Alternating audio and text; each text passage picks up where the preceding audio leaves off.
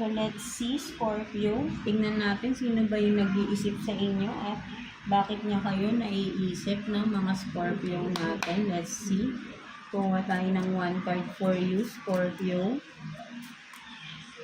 Sino tong nag-iisip sa inyo, Scorpio? So, green eyes, no? So, meron din ditong green eyes, no? So, maybe, kung sino man sa inyo ng person na to, no, ang may green eyes, or sabihin natin mahilig din sa nature, no, with the green, no, mahilig sa adventure, no, kung sino man sa inyo, no. So, this is your reading, no, mga Scorpio natin, no. So, green eyes, pwede rin sabihin natin nagbibigay ng saya, no, green eyes kasi parang greener, no, the grass is greener, no, kumbaga masaya, no, or 'di ba something like that, no. Tingnan natin, no, sino ba talaga yung tao na yan na nag-iisip sa inyo ng mga Scorpio natin, no. So, kuha tayo ng 2 cards here for you. Sino ba yung tao na yan na nag-iisip sa inyo, Scorpio? Let's see. Sino ba itong nag-iisip sa inyo, Scorpio?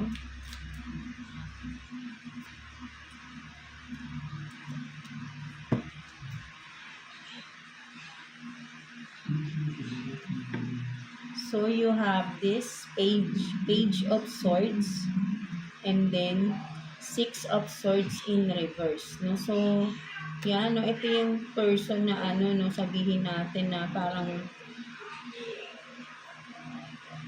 ito yung tao na parang sabihin natin na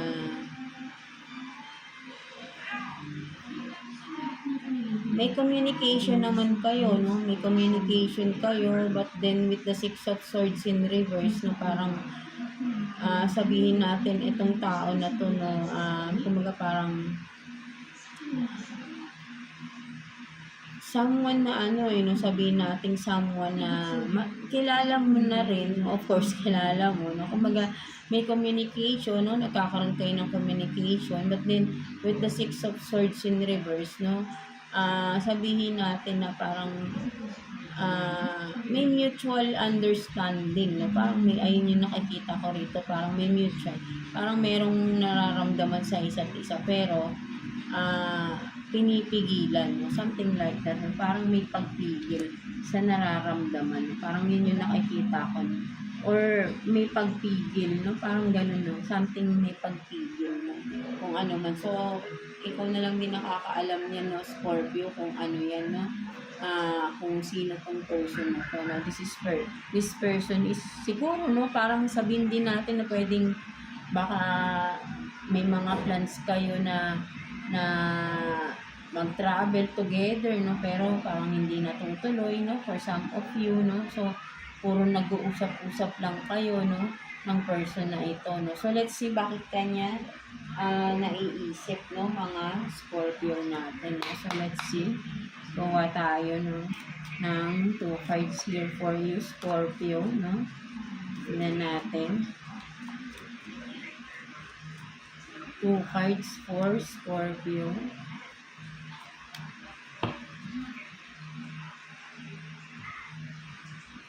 So, you have this King of Swords, no? King of Swords and 10 of Cups. No? So, kaya ka naiisip ng tao na to, Scorpio, no, is, ano, no, kumbaga parang, yan, no, ito yung parang,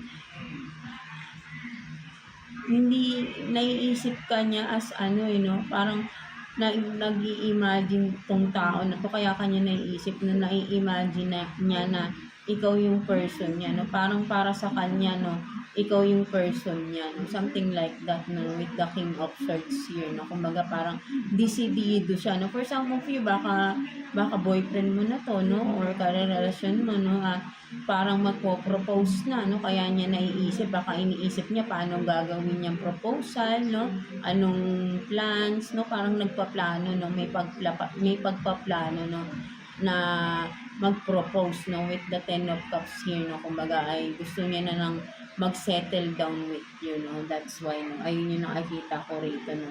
Kaya niya kayo naiisip, no? Mga Scorpio natin, right? No? So, yan, no? Ang ganda naman, no? So, ayun yung nakikita ko for you, Scorpio.